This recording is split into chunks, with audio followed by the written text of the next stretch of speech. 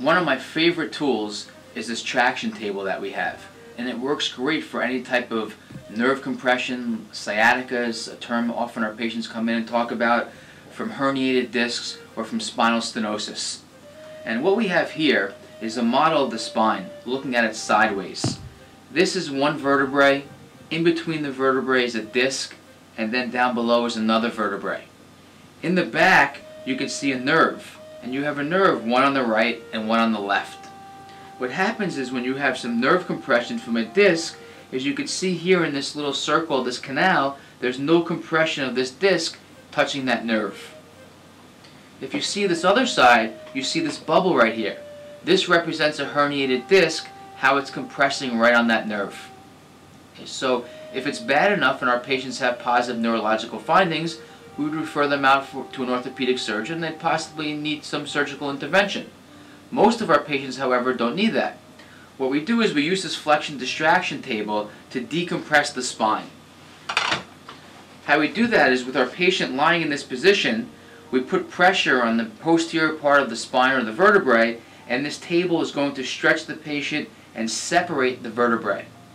By separating the vertebrae, you're actually creating more space in that canal, so the disc is no longer impinging on that nerve root.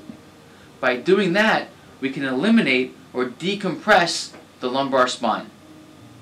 This will help symptoms of back pain, buttock pain, and radiating pain, numbness, and tingling or weakness down to the lower extremities of the legs. The way we do that is, first, this table is going to move three-dimensionally. It can rotate and it can laterally bend from side to side. So first, if we're doing some soft tissue work, we'll actually put pressure on the erector spinae or the QL or whatever muscle group we find is in spasm. We apply a decent amount of pressure, and you're going to feel a stretching of that muscle. So the table is moving to the left as I'm putting pressure onto the muscles on the right, not letting that trigger point or adhesion or muscle spasm fly underneath of my thumb. By putting it there, this is a really effective way of breaking up the soft tissue adhesions and muscle spasms. After we work out the soft tissue problems, we then begin lumbar traction. So first, I put a decent amount of pressure, and let's assume that he has an L4, L5 disc problem or stenosis. I apply pressure with my hand, and then we get a nice gentle traction or separating the vertebrae from right beneath my hand. This will decompress the spine and alleviate his symptoms. While I'm doing this, this should give the patient instant relief. Most of my patients tell me when I'm doing this, it feels great. Unfortunately, if the muscles are really still in spasm and tight, as soon as I stop, the spine is going to compress on their own.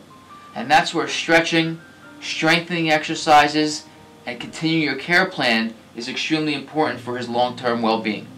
It's like anything else in this world. You have to maintain what you're doing in order to keep up with proper health. It's no different than your car. If you don't maintain your car and change the oil, you're going to have problems. Human nature befell me, just like most people out there. When you start to feel better, you start to slack off on your treatment, you don't do your exercises. I never get haphazard with my enzymes, so that was never an issue.